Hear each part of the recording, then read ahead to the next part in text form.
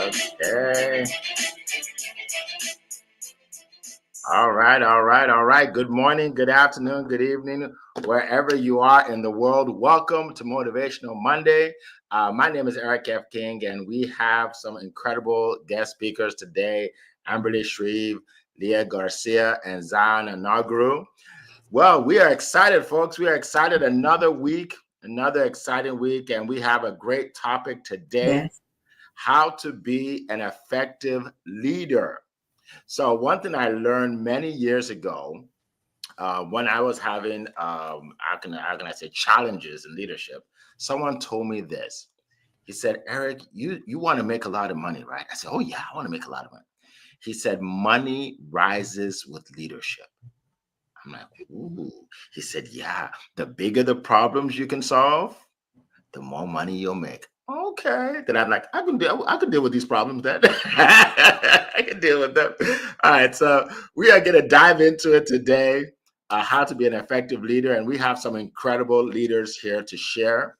So if you are joining us on any social media platform, let us know in the chat. Say where you're joining us from. Say hi, say good morning, whatever you want to put in there so we can recognize you.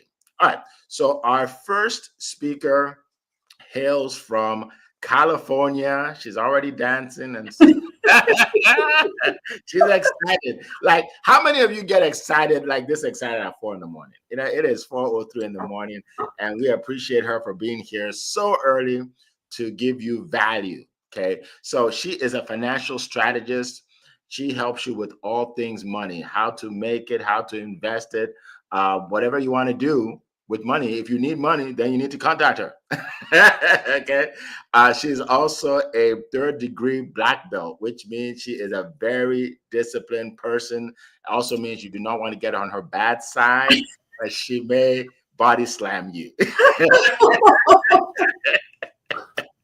I have to throw that Oh in my there. goodness. I have to throw that in there. But anyway, she looks nice. She's nice to me. So anyway, without further ado, let's go out to California to hear from Leah Garcia. The floor is yours. Thank you so much, Eric F. King of Collaboration. And you got jokes this morning, so I love it. I'm picking up what you're putting down. So my name is Leah Garcia, financial strategist and insurance professional, and I serve entrepreneurs and enterprises with up to 50,000 employees who want to properly protect, distribute, and transfer their wealth so they can build that legacy and create generational and multi-generational wealth.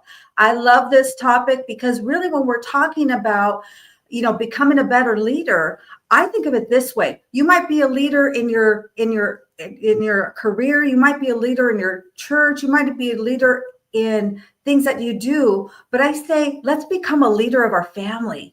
You hear me talk about building a legacy and creating generational wealth. Well, you know what? Some people call it a family bank. I like to call it a family dynasty.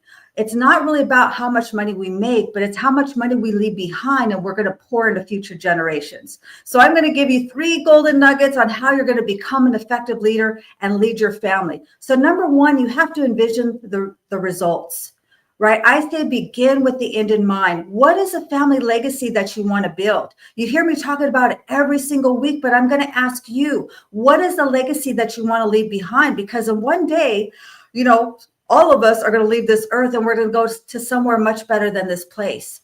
But what is it how are we going to impact our family and future generations? Some people call it a Rockefeller trust. Did you know that you could create a trust that lasts 100 generations?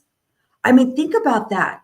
That's why the Rockefellers have been wealthy for over 10 generations, because they thought about their future. They envisioned a future where their future generations would be wealthy with boundaries and governors, right? So that's number 1. Number 2, listen, catch people doing things right.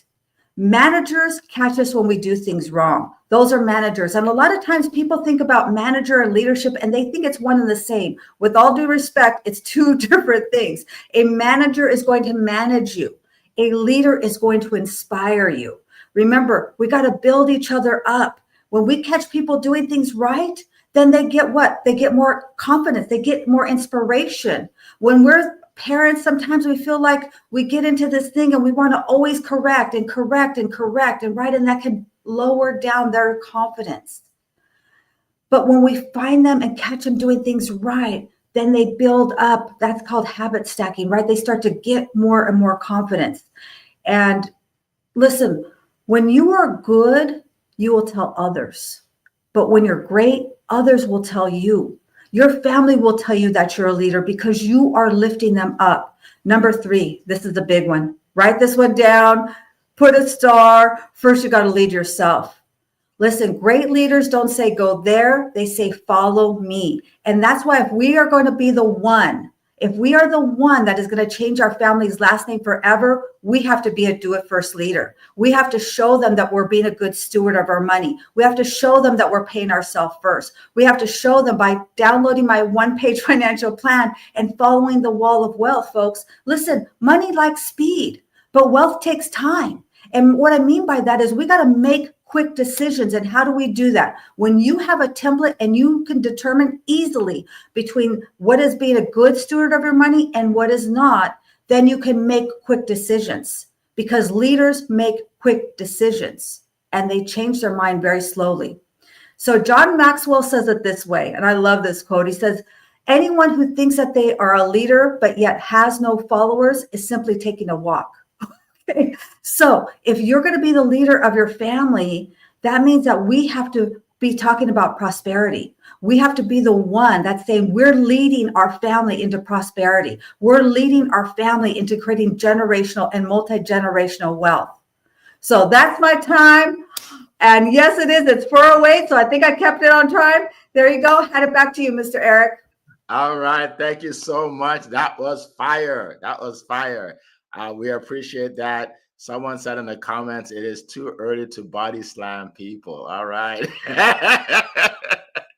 We're glad you didn't do that this morning. I appreciate you. Appreciate you. And so welcome, everybody. Welcome, Joey. I see you. Welcome, Nadia from Switzerland. Welcome. Welcome. I'd like to welcome Ardelia. Good to see you. Ukaba from Nigeria. Welcome. Paulette. Good to see you. Carl from across the pond is here. Welcome, Sean from Germany. Sean from Germany is here. All right, Emma from Senegal. Good to see you. Good to see everybody. Viola, welcome, welcome. Rami, good to see you, and everybody else. So keep put in your information in the chat there, and welcome. All right, so we are going to keep moving on with this incredible topic this morning.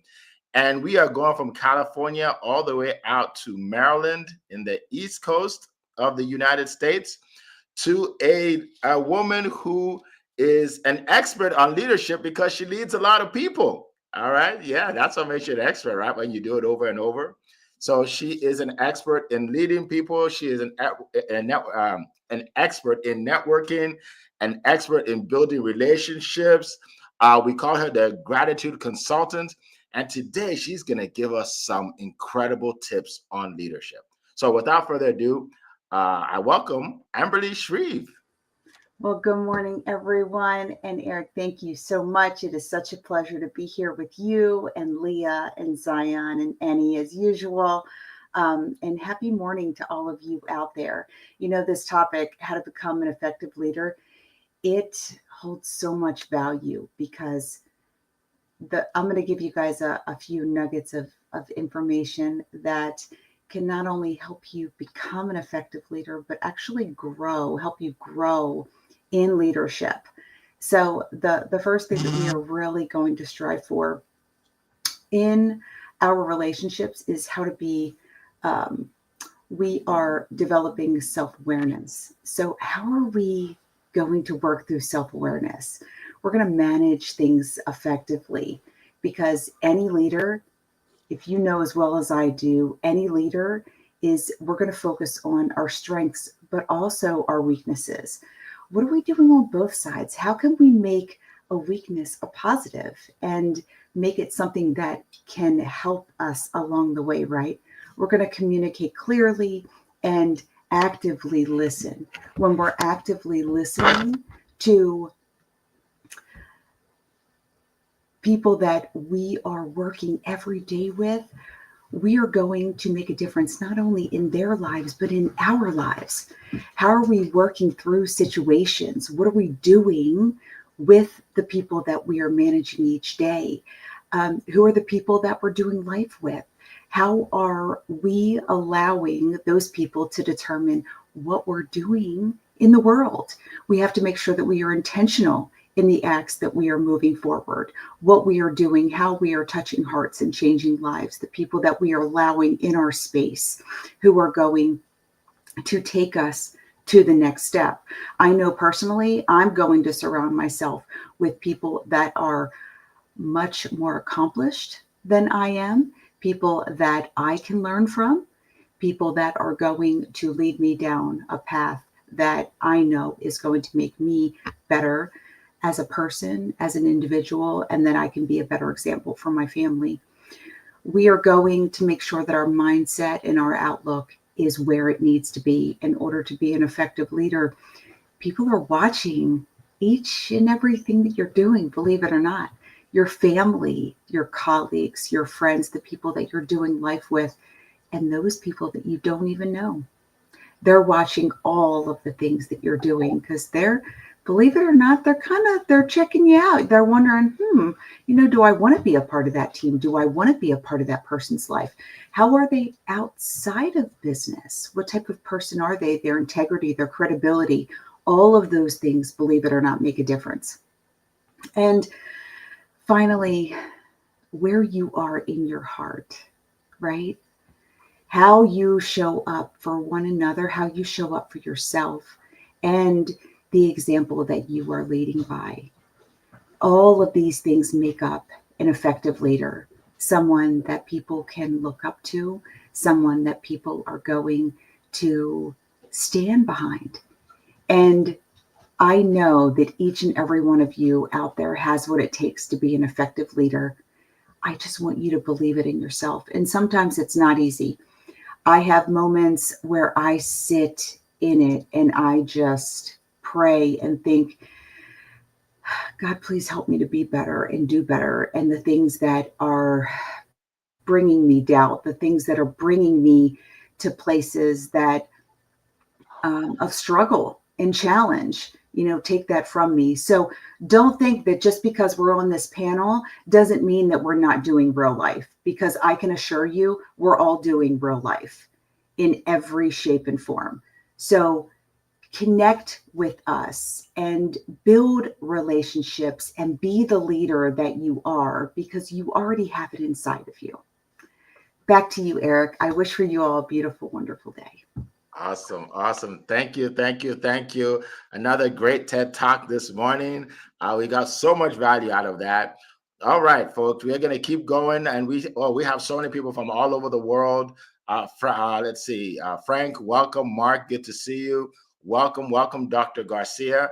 Yes, keep putting your information in the chat, folks, as we continue today. Our next speaker, so we're going to go from Maryland and we're going to go all the way to Europe, all right, to hear from our next speaker. Now, our next speaker is definitely another leader, okay? He has led hundreds, maybe even more than hundreds of people to have some kind of presence on LinkedIn, and I'm one of them, right? So he is definitely a leader, and he's helping a lot of people on this platform and beyond. He's known as the fame expert. So if you want to be famous online, he's the guy that you go to. He is the guy. All right. So without further ado, I'm going to bring up on stage Eni Osong. The floor is yours. Good afternoon, my friends. Good afternoon. What a topic. This is another huge topic. I wish we were going to talk about it in 3 goes, Eric. I think one event's probably not enough for the conversation we need to have about leadership, to be fair, right? You say I lead many, Eric, and I've led many in my business, badly sometimes, failed humongously. So let me speak from that point of view. So I've employed many, I've fired many, and not many. A few I have got to do what we want to do. So my friends, look, leadership, leading people, as Leah said, It's about taking people with you, people who follow you, who are willing to jump the wall, or maybe even run through it sometimes. Think what that means, right? That's, leader of men and women is a powerful position to be in, but it's a huge challenge. I think most of us go into company management leadership roles with a focus on our technical skills. Can I manage people? Can I pay them? These things do matter. Let me agree with you for sure, right? But I think in business, what I've learned is that those who are effective, those who are successful, they learn another part of leadership skills that no one tells you. Leah's alluded to some of it, so has Amberly. My friends, I was going around in circles of business, so maybe 7 years in, thinking, oh, what do I do now? Nothing I do is making a difference. I employ them, I sack them. I work harder and harder, not a lot happens. I get customers, I lose them. Damn, what's going on, right? That's where I found out the importance of mindset element of leadership. As a leader, I think this is what the successful people will tell you. This is what the books tell you. It's what Think and Grow Rich, and those sort of mindset practices are based on. They're based on the simple logic that someone must have a vision for the company. Someone must have a vision. Like, why do we exist? Who do we serve? The leader is the one who has to have that in abundance, because everything the leader does is what everyone else is going to follow, right? Now, as a leader, again, like Amberly mentioned just now, we have to be the role models. You can't turn up to work as a leader being cynical. In my business, my focus is very simple. My focus is on delivering a service to my clients that transforms their lives. Now, to do that, you have to have true love. Amberly just mentioned that you have to care about your clients, right? You have to care about the people that you work with. Because now, I've realized if you come to work with any bit of cynicism, oh, our customers always come first, and then as a leader, you're like, maybe not today, maybe not this one, maybe not that one. We can get away with cheating and taking shortcuts. Your team will follow you. So as a leader, our role is to model the attitude that we want in our business. I can't say that enough. I say when I do my team meetings, Eric, I talk about only one thing. What's our mission? Do you get it? Do you buy into it? So to make before anyone can say yes to that, I have to buy into myself. I have to embody the attitude. I have to be unwavering in my dedication to delivering quality to our clients. Because if you don't, your team will see you, because now, again, they're watching, and everything you do, someone's looking at, right? If you're cynical, people would take your lead and become cynical as well. You can't blame someone for being less committed if you sometimes turn up and other times you don't turn up. As a leader, you must be that person who embodies everything that this company wants to be. You must. The success, the commitment, the effort, the dedication, the love for everything, for our clients, the love for, the people who work with us, our suppliers, our stakeholders, and so on and so forth, right? You must be the success that you want to see. So beyond the mission, and the fact that our attitude is everything, I think, we must realize that we are responsible. You see, some leaders will say to you, it's not my fault. It's that person's fault in my team. No, it's my fault. I think when we come with that attitude, that taking that responsibility, it makes us see the world differently. It's on us. So we have to do what it takes to make everything work, right? We can't blame anyone else. That means we have to be constantly, I guess, helping our team to learn to do better, being better ourselves. That way, we can at least begin to take steps where steps are needed to make improvements. I could talk about this all day, my friends, but let me leave it there for now. All right. Thank you so much. We appreciate that. Awesome points all the way from Europe. All right. So let's keep going. I have some points for you today. Everything I have to say, I think, has been said already. They do this to me all the time, but it's okay. That's what you do when you bring brilliant speakers on. They will steal your thunder. You know what I mean? But it's okay. It's okay because we think alike, right? We think alike, which is awesome. All right. So I'm going to give you 5 quick points. The number one thing I want to share with you, like most people don't think about when you're a leader, is number one, care about people, care about your people. I know it seems so elementary, but most people think of leadership as a boss, like, oh, I'm telling you what to do. First, you have to care about people. I had a conversation this morning with one of my speakers, and I said that when my team, that's why I coach soccer, right?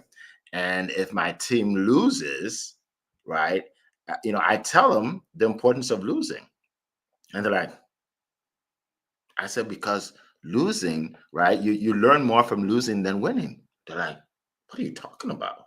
Right? But it shapes their mind because I'm trying to help them in their life, not just in soccer. Right? I'm trying to help them in their life that, yeah, it's not always going to work out. But when it doesn't work out, then you know what to work on. Right? So you have to care about your people, show them that you care. When you show them that you care, they're actually they're more likely to follow your lead. Because like this guy can. Have you ever had a manager or supervisor that you can't stand? And as a result, you don't really want them to succeed at what they're doing. But, deep down, you really don't. You're just there for the money, right? And for that manager, it's going to be hard for him or her to rally the troops and get people to buy into the vision because they don't like him. Because he doesn't care about them, right? So that's how you have to care about people. All right. So let's see. All right. So number two is lead by example. You look, I always say that nobody in my team will ever outwork me. Nobody. I've never had a team member, someone in my team or an employee that outworks me.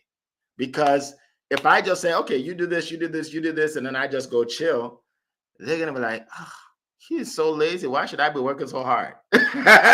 You know what I mean? So, but when you work hard, your team will want to work hard. That will inspire them to say, oh, you know what? Let's do it. I can do it too. And then they'll work hard to accomplish that goal. All right. Number 3 is you be a rock. So here's what I mean by that. There are going to be challenging times in any business, any organization. Okay. Challenging times. We live in a negative world. Things will happen, right? With the government, with their family, with their neighbors, things happen. So it's your job, I think Annie alluded to this, to be positive. It's your job to tell me everything's going to be okay, right? Because if not, and if you're cynical and, then everything goes down. So here's what you do. When you're a leader, if you have a problem, take it to somebody else. Don't take it down to your team, right? So if I have a problem, I don't know what to do, I'm going to contact my mentor and say, hey, I need your help. I'm not going to tell my team that, yeah, things are falling apart, guys. You know what I mean? I don't know what to do. They're like, oh, Eric, if you don't know what to do, then we don't know what to do. We're all in trouble, right? So yeah, so take it to somebody else. Don't take it down to your team because they're looking at your face. They're looking. I remember I was on a flight once. And there was a lot of turbulence. Right, a lot of turbulence going up and down. People start praying for the first time in 20 years. God, remember me. Right. So, but you know what I was doing? I was looking at the flight attendants. I'm looking at their face. So, and they're calm. They're like, they're getting tea, and I'm like, oh, then we're good. We're good, right? Like it's not a big deal, right? Because they are the leader at that point. So I'm looking at the leader's face. Now, if they were frantic, then I'm taking out my Bible too. You know what I mean? But they were so calm. They're like, not a big deal. I'm like, okay, then I'm good, right? So they're always looking at you. So you want to be a rock. You want to be a rock. A couple more. Number 4 is you want to empower your team. Empower. So one thing I do is I love to help people on my team to stretch themselves and become better by giving them a role that will stretch them. because my goal isn't just for them to help me to accomplish a task. My goal is to help them become a better person themselves. So when they're not in my team anymore, they've learned something, a life skill that they can use, right? So it's my job to give them responsibility, to give them tasks that's going to make them grow, and not just put them in a role and say, okay, you're good at this and that's it, right? You want to give them something to look forward to themselves, like, okay, I can do this, all right? So that's number 4. And then the last one, and it's a 2-part, one is create a vision and create a culture. Okay, so the vision is, this is what we're going to do, right? This is what we're going to do. This is the goal. But then create a culture where everybody's working together, right? You grow faster when you're working together, right? I have staff meetings, where my team comes together, right? And I'm always talking about how each person can collaborate themselves. You guys you have this in common. You can work together. Like, oh, really, right? Because now the whole team is like family now. It's not just individuals, it's family, right? So when you create a family atmosphere, it's fun to be a part of the team. So I'll give you a quick example and let you go. So I hired a company years ago to help me with my social media. Okay, they're really good at editing videos and posting the videos and all of that, right? I hired this company. Now this company ended up, so I hired them, and then they assigned people to me, right? So they say, okay, this person will be helping you out, and he has a team, and this team will be helping. So we would meet every week. So every time we meet, I would ask questions. I said, okay, so what are we doing now? And I treated them like family. They're like they're my family, right? And then this company fires all the employees and hires another company to use AI, and they fire them. So one of the people, the lead for my team, contacts me and says, we've all been fired. And quite frankly, I didn't like working for them. I would love to work for you, Eric, because you are good to us. And I'm like, wow. He said, you never looked down on us. You never said anything insulting to us. You treated us like friend. And they're from another country, right? And he said, could I work for you? I said, sure. So it actually worked out for me because I don't have to pay as much for the company. And he's the guy that's helped me anyway. He was the lead. So now he's been working with me for over 2 years, right? With that family, right? So, but if I didn't treat them like family back then, he wouldn't contact me, right? So that's the thing. You want to treat people like family, so you can all work together and you can all benefit together. All right, so those are the points that I wanted to share. Thank you so much, Zion. Thank you so much. Thank you, all of you. Appreciate you. And let's keep going. But I want you guys to take some of these points today and then implement it into your life. Like, don't just take it and say, oh, that was nice. Oh, that was a good point.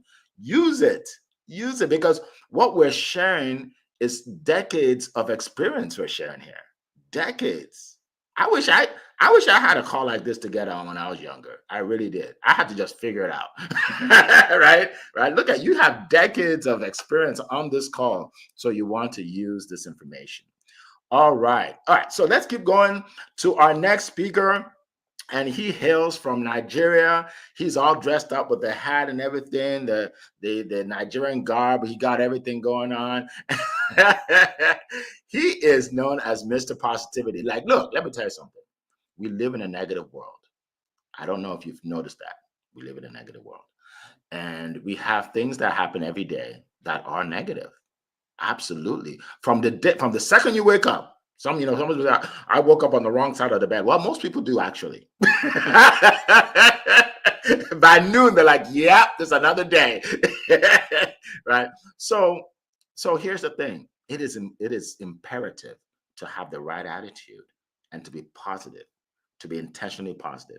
And this gentleman here helps people from all over the world to do that and to see things from a positive light. So without further ado, Mr. Positive Energy, Zion Enegru, the floor is yours. All right. Thank you so much, Mr. Eric. It's a new week, and it happens to be the last day of the month of March, and the first 3 months is already rounding up. And that's just so amazing. And thank you so much, Luya Mbali, Mr. Eni, for the great nugget you shared. Like Mr. Eric has said earlier, when you come to the stage and then everything you've written down, everybody is saying like, okay, what am I going to say? But that's why we are here, having world-class people just to inspire us and make us become a better person. And today's topic, how to become an effective leader, it's something that we have to keep talking about, every day, because people need to hear it. And we have to be intentional. Like Erica said earlier, what you've heard today is not just about hearing it. You have to be intentional by writing them down. Put them on a paper, write them somewhere so that you will not forget, because this is a nugget that you're going to be paying thousands of dollars to receive. But here we are giving it to you back to back on a Monday morning like this to kickstart your week. And it's something you have to hold dear to your heart. So thank you so much, everybody, for being here. We really, really appreciate you.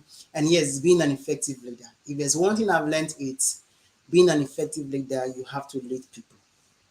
You don't have to lead yourself. It's not about leading yourself, but about leading people. So for you to be an effective leader, you have to lead people.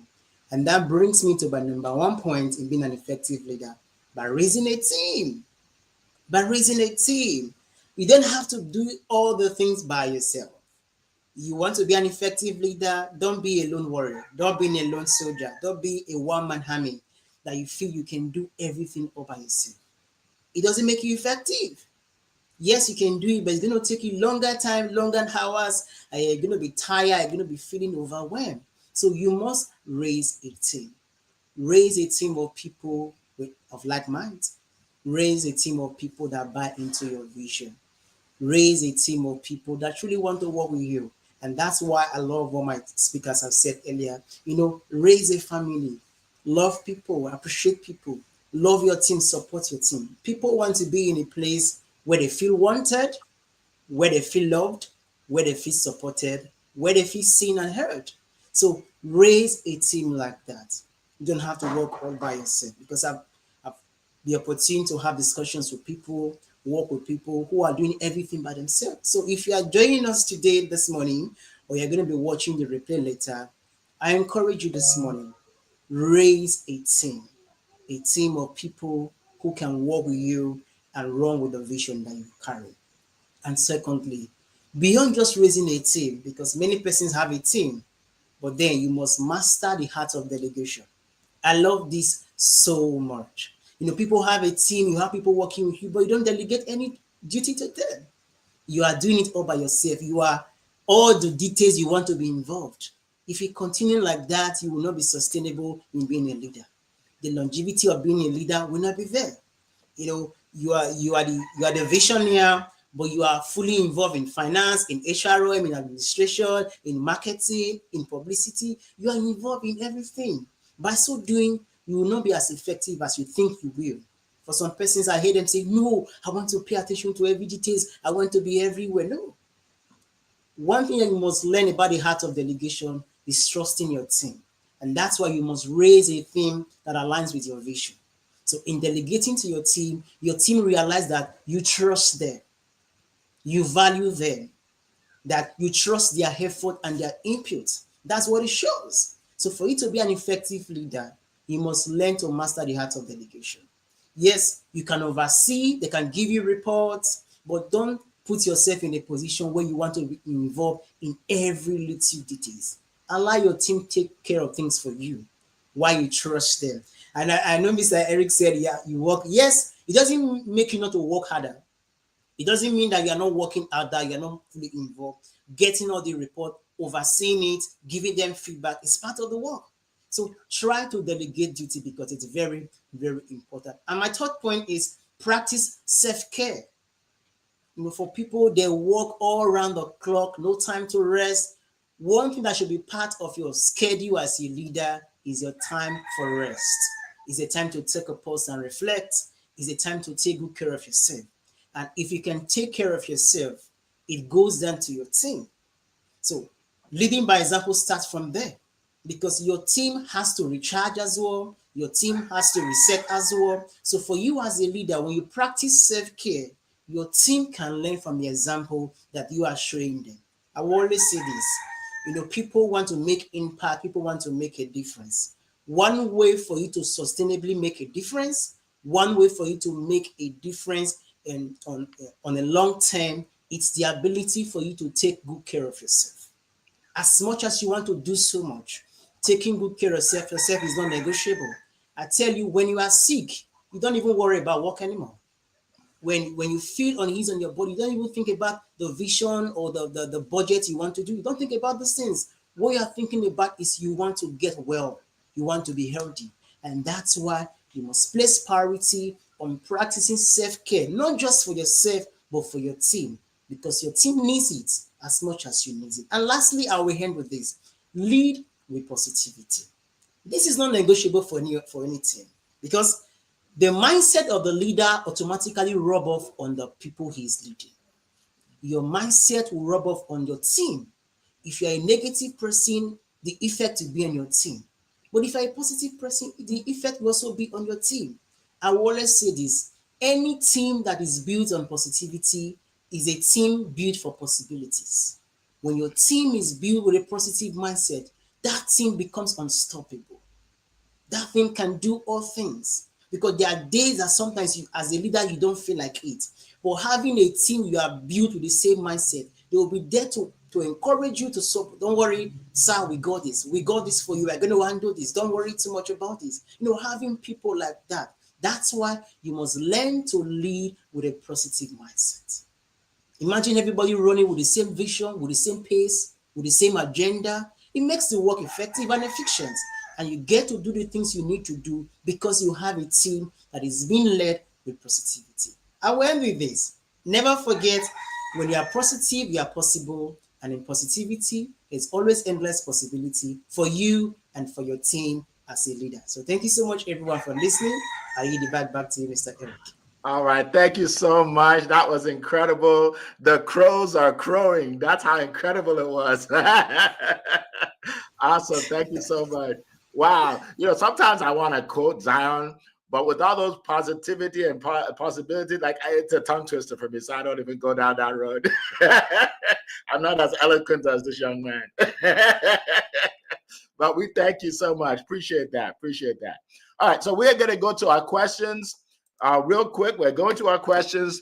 First question from Coral from across the pond is, how do you empower your team? All right. So for the panel, does anybody want to speak on this topic? How do you empower your team? Go ahead, Annie. Yeah, I think many of the things we talked about so far, Coral, I think so the greatest thing you can do is empower your team, give them the belief and the skills to do that, to perform their role, the belief that they can do amazing things because they can, right? And as Eric mentioned earlier, many people just do it for the money. You can get them to truly buy into their potential, which is infinite. Then your team will become your biggest weapon, your biggest, your greatest asset. If you don't, the risk of not empowering our team is that people walk around thinking, "Oh, can I really? Do I even want to do it? Is it important?" So I'm saying, fire them up, get them to realize that they are it.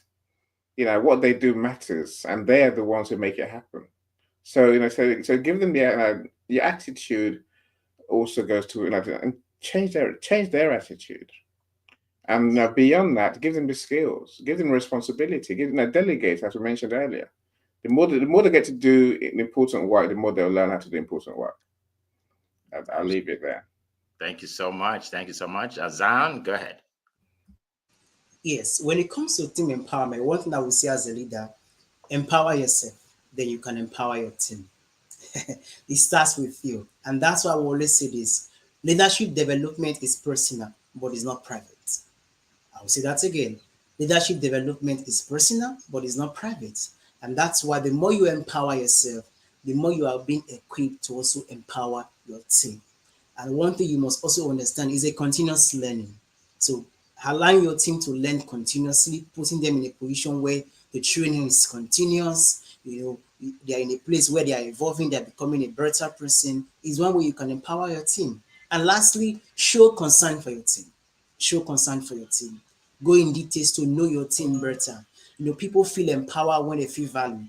People feel empowered when they feel supported. People feel empowered when they feel loved. So be that leader that brings those characteristics, those elements to your team. And I tell you, your team will be unstoppable and your team will be so empowered. So thank you so much. That's my share on that. I yield my back to you. Thank you so much. Appreciate that. Leah, go ahead. Yeah, I come here as a speaker, but I come here as a student. I always get so many golden nuggets. That was so fire. So one thing that I do is I give them responsibilities, right? So give them little, maybe in the beginning it's a small responsibility, but then you can build up, and that really gets them to buy into your team's culture and they feel like they're a part of it. So then it absolutely gets them feeling more empowered. So hand it back to you, Eric. All right. Thank you so much. All right, go ahead, Amberly. Well, I think first and foremost, setting the example, right? We lead by example, and I also think that our hearts show up in each and every person that we're leading. So I think if our heart is showing up in the most beautiful way, then our team will see that as well. Back to you, Eric. Absolutely. Thank you so much. Great shares. One of the things that I do to empower my team is if I meet with you and I have maybe something you did that I think you should change or a mistake you made, I don't just meet and tell you what you need to work on. I tell you what you've done well. Right. So never just criticize people without sharing what they've done well, because then you don't empower them, because it's just like, oh, I did this wrong and I did this wrong and I did this wrong. I'm such a loser.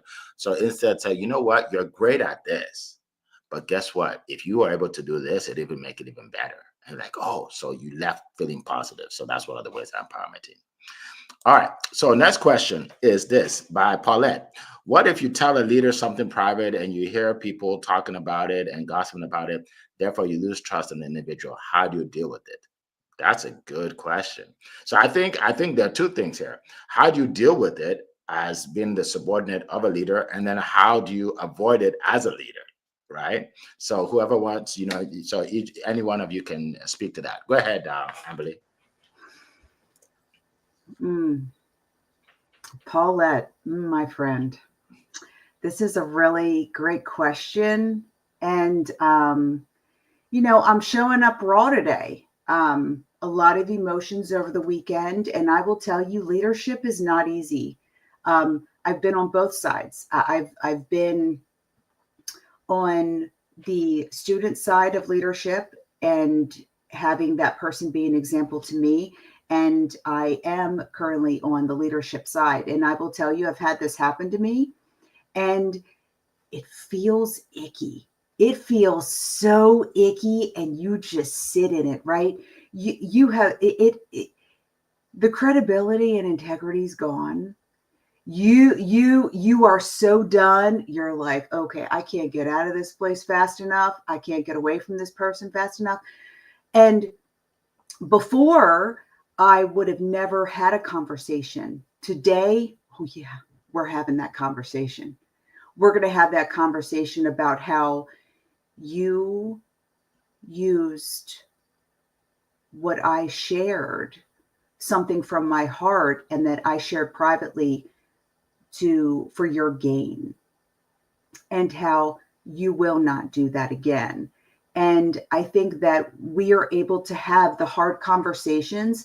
We can make them impactful, and we can choose what we're going to allow and what we're not going to allow. And we can do it in the most professional manner. And I will tell you, I know it is not easy to have the hard conversations, but if you do not set boundaries in your life, people will bulldoze all over you. So do yourself a favor and have the hard conversations and stand in your morals and values and integrity. So people know, because I'm telling you right now, you have to teach people how to treat you. And I'll leave you with that. You have to teach people how to treat you. Back to you, Eric. That was a mic drop. That's right. You have to teach people how to treat you. If you don't teach them, they'll treat you whatever way they want to. So good. That's so good. Who else? Who else? Annie, go ahead. Think, I can just imagine a breach of trust when you find your business going around the office and you told someone in management or leadership position, look, most companies have rules about confidentiality and privacy. Not that everyone keeps it, and I can think why not everyone can keep it, because the issue is not today in our small companies. The issue is as become a growing company. If I've got supervisors or managers, something tells me that your manager has to know what's going on with you, right? So people on a certain level are gonna know, but it shouldn't be the talk of the shop, right? It shouldn't be at all. And that's just bad management practice. Your managers have to learn how to maintain confidentiality and privacy, right? Otherwise, they will lose the trust of the employees, of the team. From the employee side, Eric, it's a hard one, right? Look, there's a principle of leadership, which is simply don't go sharing your problems with everyone. I know people talk about kindness and us being into work-life balance and self-care, right? But let me tell you, no one cares about your business. No one cares about your health or your problems. They don't go spreading it. You might think it helps you. It doesn't help you. That's no. So as an employee, even as a leader, don't bring your problems to work. Bring your passion for work to work. Your passion for our customers, your passion for our mission. If you want to go and share how terrible your life is, people talk. That's what I would say. It doesn't make it right, but they talk. Yeah, that's right. That's right. Thank you so much. Appreciate it. Zion, go ahead. And by the way, Zion, could you share how people can reach you when you're done? Yes, thank you so much, Mr. Eric. Just to add what Mr. Eni has said, for me, I would say the words have ears. You might thought you have spoken to one person, but the words are listening and everybody can hear it. But I've been in situations like this, I've had a first-hand experience where I was able to share something with my leader, and before you know it, everybody is aware. If there's two things I learned from that, it's share what you can share. Share what you're comfortable with. Share something that if people hear it, it's not going to have a great effect on you as a person. Share what you can share. As much as there's a principle of confidentiality, at the end of the day, people talk. Even though they don't want to talk, people will always talk. People will always say things. So share things that you can share. And something else I learned on a personal level is, I think I was made to go through that experience so I might know what it feels. From the employee's point of view. So as a leader, when somebody tells me anything, the principle of confidentiality is always, in my mind. I know that this is personal. So I have no business trying to share with somebody else or, talking to somebody else about it. So being able to lead from that point of view has really changed my mind and helped me to become a better person. And it's difficult. When I experienced it, I was heartbroken. It pained me. But one thing, I allowed myself to heal. To trust, it's easy to break, but building it is very hard. So allow yourself to heal if you have been in that position before, just like me. I gave myself time to heal. So I had to forgive my leader to say, okay, this is part of life, it happens. But then, to be honest with you, I was not able to trust him to that extent anymore to share personal stuff with him. We can talk about business, we can talk about the work schedule, but not about my personal life anymore. So people differ, people respond to things differently, but that's how I responded. And if you want to reach out to me, I'm always active on LinkedIn. Zion Enoke, the only one you can find on LinkedIn is Positive Energy, and do it to reach out to me so we can go on a journey of positivity together. So thank you so much. I give my back to you, Mr. Eric. Awesome. Thank you so much. Appreciate that. Anybody else? Okay, go ahead, Leah. I would just, great comments. I would just ask a question. So is this something, are they truly a leader or are they in just a leadership position, right? If they're a positional leadership, then that may mean that they're not truly a leader. So I'd like to think about it this way.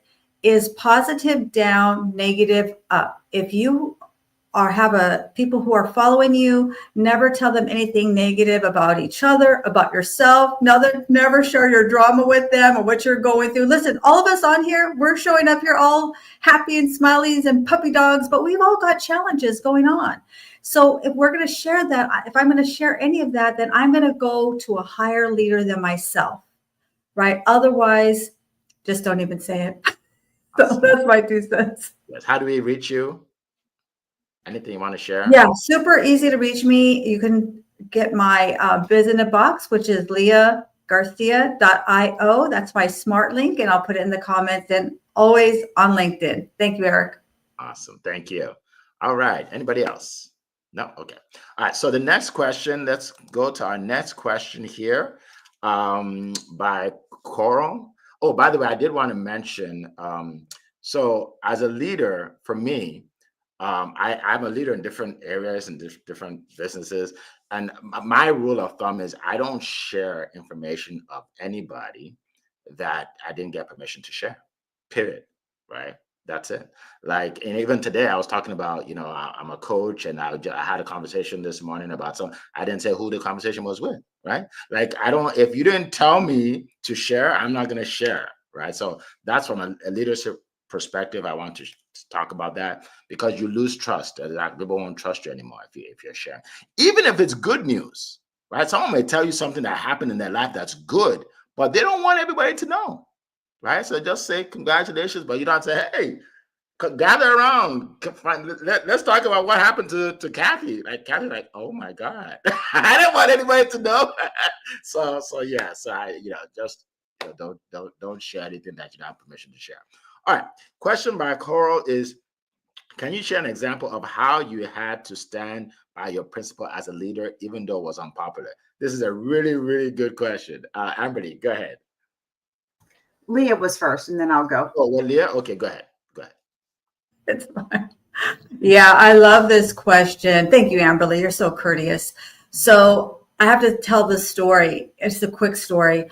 I received a referral, and he told me, gosh, Leah, you're amazing. You're wonderful. I think you're incredible. Telling me all the things that we want to hear, right? We think we want to hear. And I have lots of people to refer to you.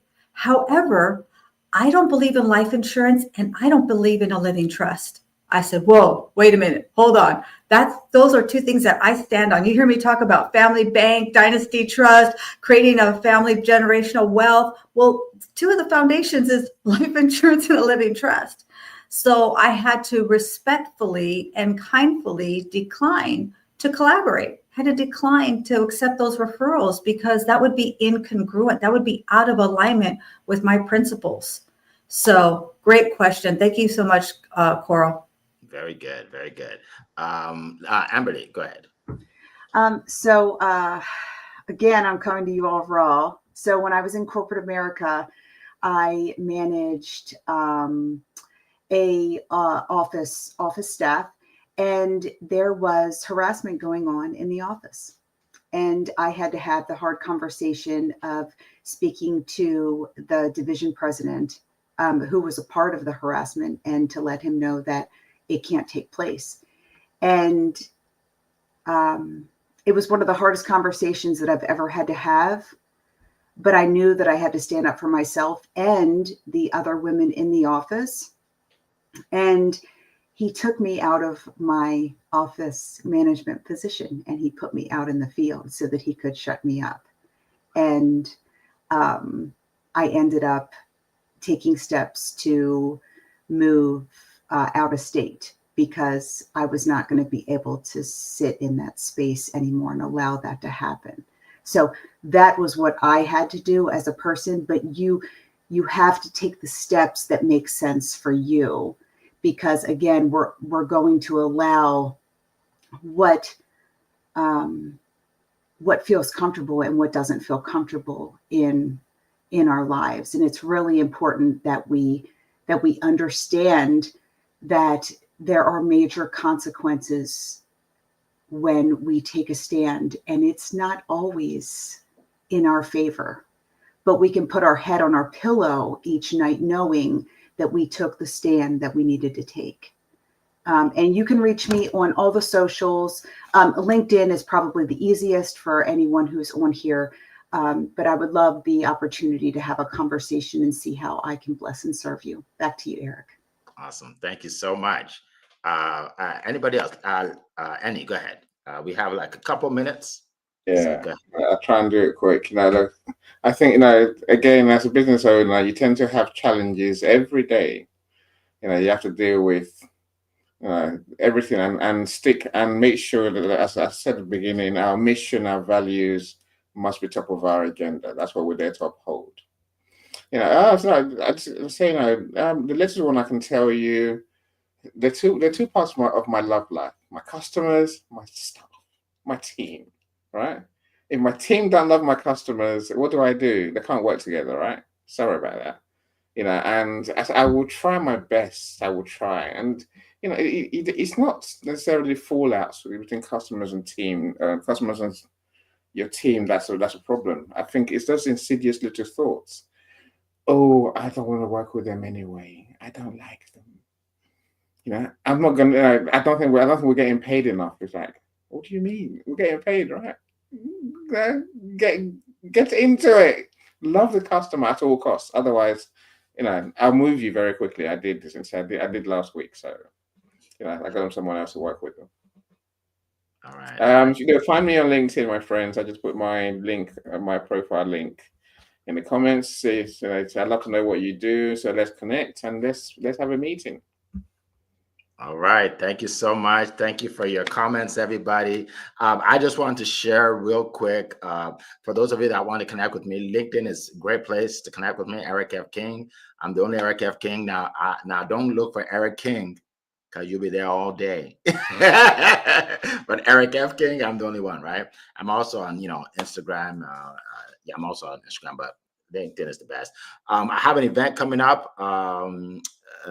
And it's going to be the 14th, April 14th. You'll see it in the comments, in the chat. I'll put it in there. We have a great studio event with 6 incredible speakers. I can't wait. And you'll see me post every day almost about that event. All right. And and you will actually get to hear from some incredible leaders. So if you want to learn about leadership, you want to show up at our next event, and we'll put that in the chat. All right, so we'll go ahead and end it there. Thank you all for being here. If I didn't call you out, sorry about that. Actually, I have a couple minutes. So Adelia, thank you for being here. Ronald, good to see you. Margaret, good to see you. Sean, good to see you. Welcome. Let's see who else. Alana, welcome. Good to see you. And yeah, we are here every single Monday, same time, same place. Make sure you check your time zones, because sometimes they change times, but we'll always be here. All right. So it has been a plum pleasing pleasure to be here with you this morning. Take care. Have a great day. Bye-bye.